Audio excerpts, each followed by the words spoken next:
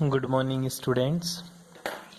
Last class में अपन ने जो बातें करी थी वो बातें करी थी वॉल्यूम संशोधन, ठीक है, वॉल्यूम करेक्शन की, ठीक है। आयतन में अपन ने संशोधन किया था, ठीक है। आज की क्लास में जो अपन संशोधन करेंगे वो करेंगे बेटा जी बी, तेरा दाब संशोधन। क्या करेंगे? तेरा दाब संशोधन।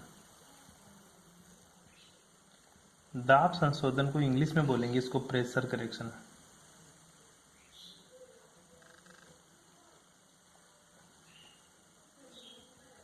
ठीक है, देख ले इसमें क्या करना है, ध्यान से देखना। एक छोटा सा मैं एक्सपेरिमेंट करके दिखाता हूँ तेरे को, मोटी बात समझना है। एक मेरे पास एक पात्र है, ठीक है, ध्यान देना। एक होता है inter electrostatic force of attraction, एक होता है इंटरमोलिकुलर अट्रैक्शन फोर्सेस, ठीक है। एक होता है तेरा इंटर मोलिकुलर अट्रैक्शन फोर्सेज, ठीक है। इंटरमोलिकुलर जो अट्रैक्शन फोर्सेज होता है, मतलब ये होता क्या है, अंतरा आणविक आकर्षण बल, अंतराण्विक आकर्षण बल होता क्या है ये? इसका मतलब होता है दो मोलिक्यूल्स या पार्टिकल्स के बीच में जो अट्रैक्शन फोर्सेज होता है उसी को मैं क्या बोलता हूं, इंटरमोलिकुलर अट्रैक्शन फोर्सेज। बैठी बात समझ में? सिंपल सी बात बताई तेरे को। एक पात्र है बेटा जी, बीच के अंदर ये पार्टिकल्स है, ठीक है। तो मैंने इस पात्र में क्या कर दिया, गैस भर दी। क्या भर दी? यहां तक गैस भर दी। अब इस गैस में क्या हो रहा है, इस पार्टिकल्स के ऊपर चारों दिशाओं में, मतलब हर एक डायरेक्शन के अंदर जो अट्रैक्शन फोर्सेज लग रहा है मॉलिक्यूल्स का, वो क्या है, इक्वल है। क्योंकि ये मॉलिक्यूल्स इस पात्र के बिल्कुल बीचों बीच में है, इसके ऊपर दूसरे मॉलिक्यूल्स का जो अट्रैक्शन फोर्सेज लग रहा है वो बिल्कुल क्या है गुरुजी, बिल्कुल बराबर है। इसलिए मॉलिक्यूल्स की वेलोसिटी क्या हो जाती है यहाँ पे, जीरो। लेकिन ध्यान दे, एक जो पार्टिकल्स है वो कहाँ है मेरा, बिल्कुल पात्र की सतह पर। कहाँ है? पात्र की सतह पर। तो इस पार्टिकल्स के ऊपर जो अट्रैक्शन फोर्सेज लग रहा है वो गुरुजी एक तरफ लग रहा है। क्यों? क्योंकि इसको बैलेंस करने वाला जो पार्टिकल्स के ऊपर अट्रैक्शन फोर्सेज है वो इधर लगना चाहिए था, लेकिन इधर कोई पार्टिकल्स ही नहीं है, सरफेस है, तो इसके ऊपर जो अट्रैक्शन फोर्सेज लग रहा है वो कम लग रहा है।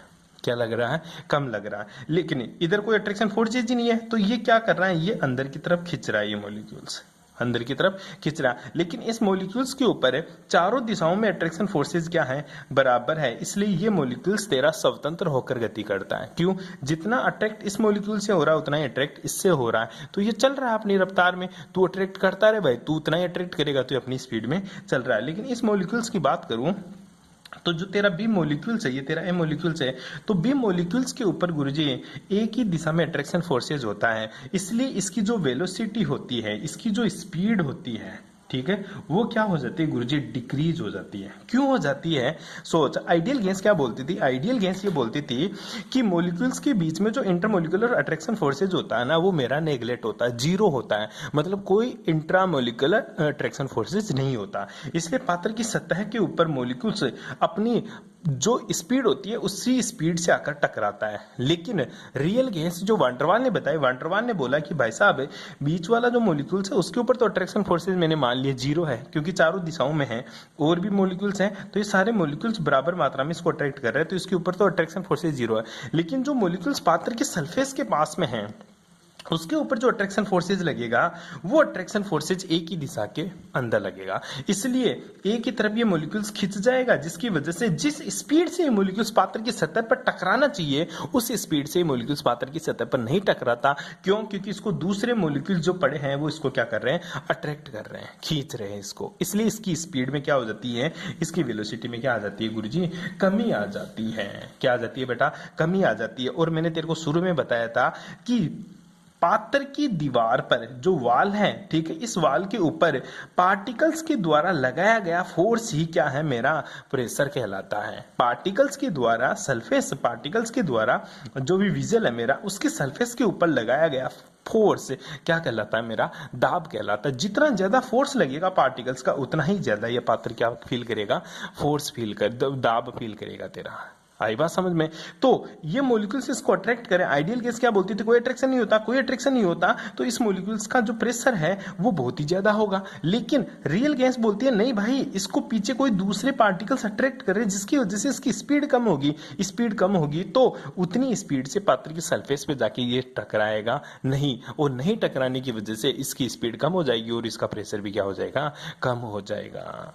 आई बात समझ में। तो यही बोला आइडियल, इसने जो वांटरवाल था, तो इसने इक्वेशन दी कि जो मेरा पी आई है ना वो किसके बराबर होगा, पी प्लस पी डेस के।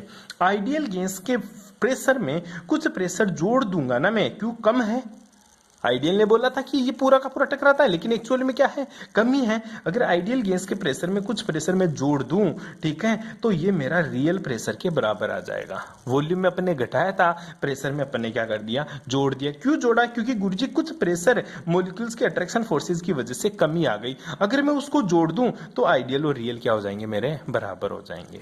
क्या हो जाएंगे बेटा जी, बराबर हो जाएंगे। क्या हो जाएंगे, बराबर। बस यही इक्वेशन चाहिए अपन को पी डेस चाहिए, पी डेस अपना वहां पे बी चाहिए होता था अपन को वॉल्यूम करेक्शन में, लेकिन यहाँ पे तेरे को क्या चाहिए, पी डेस चाहिए। अब पी डेस कैसे निकालते हैं वो देख। जो पी डेस की वैल्यू है तेरी, ठीक है, जो फोर्सेज है, ठीक है, जो तेरी पी डेस की वैल्यू है, ये पी डेस की वैल्यू दो चीज पर डिपेंड करती है। पहली जो डिपेंड करती है ना, वो डिपेंड करती है unit volume, number of particles of A gas in a unit volume, number of A particles, number of particles in a unit volume, unit volume, इकाई आयतन में गैस के कणों की संख्या, इकाई आयतन में गैस के कणों की संख्या, अर्थात डेंसिटी, अर्थात घनत्व। जो पीडेस की वैल्यू डिपेंड करेगी, कितना पात्र की दीवार के ऊपर प्रेशर लगेगा वो डिपेंड करती है गुरुजी इस पात्र की दीवार के पास में अगर मैं यूनिट वॉल्यूम ले लूं, ठीक है, इकाई आयतन ले लूं, तो उस इकाई आयतन में उपस्थित पार्टिकल्स की संख्या कितनी है उसके ऊपर मेरा प्रेशर डिपेंड करेगा। जितना ज्यादा पार्टिकल्स होंगे उतनी ही ज्यादा मेरा प्रेशर फील करेगा, अर्थात मेरा डेंसिटी, अणुओं की संख्या डेंसिटी को दिखाती है बेटा घनत्व की। मैं बोलूं तुम्हारी क्लास के अंदर तो आज 5 ही बच्चे आए हैं, तो मैं इसको केमिस्ट्री की लैंग्वेज में बोलना चाहूं तो मुझे ऐसा बोल सकता हूं, आज तुम्हारी क्लास की डेंसिटी कम है। डेंसिटी कम है मतलब सर स्टूडेंट्स कम है। अगर पूरे बच्चे आ जाएंगे जिस दिन क्लास में, मैं बोलूंगा आज तो तुम्हारे क्लास की जो डेंसिटी है वो बहुत ही ज्यादा है, क्योंकि पार्टिकल्स बहुत ज्यादा हैं, मतलब तुम सारे आ गए, बहुत ज्यादा स्टूडेंट्स आ गए, इसलिए डेंसिटी बढ़ जाती है। ठीक है, तो नंबर ऑफ पार्टिकल्स बढ़ने पर डेंसिटी बढ़ती है। तो पी डेस डिपेंड करेगा, पहली ही चीज, number of particles in a unit volume. दूसरा जो तेरा पी डेस डिपेंड करता है बेटा, वो डिपेंड करता है इकाई समय में दीवार से टकराने वाले अणुओं की संख्या, मतलब एक सेकंड में, ठीक है, number of particles that are strike on vessel wall, ठीक है, इकाई समय में, इन ए यूनिट टाइम, ठीक है, एक इकाई समय में टकराने वाले पार्टिकल्स की संख्या, अर्थात गुरुजी डेंसिटी, मतलब ज्यादा पार्टिकल्स एक साथ टकराएंगे तो डेंसिटी ज्यादा होगी और कम पार्टिकल्स एक साथ टकराएंगे तो डेंसिटी कम होगी। तो तेरा पीडेस मोस्टली डिपेंड किस पे कर रहा है गुरुजी, ये पीडेस डिपेंड कर रहा है रो डॉट रो, जहां पे रो क्या है, मेरा डेंसिटी है। क्या है बेटा, रो डेंसिटी, जिसको क्या बोलता हूं मैं, घनत्व। क्या बोलूंगा, घनत्व। तो मैं इसको लिख सकता हूं, P dash is directly proportional to rho square. क्या बोल दूंगा, रो स्क्वायर, जहां पे रो क्या है बेटा, घनत्व है। ठीक है, रो क्या है तेरा, घनत्व। और तुझे पता है रो घनत्व किसके बराबर होता है, m अपॉन v। m क्या है तेरा, मास।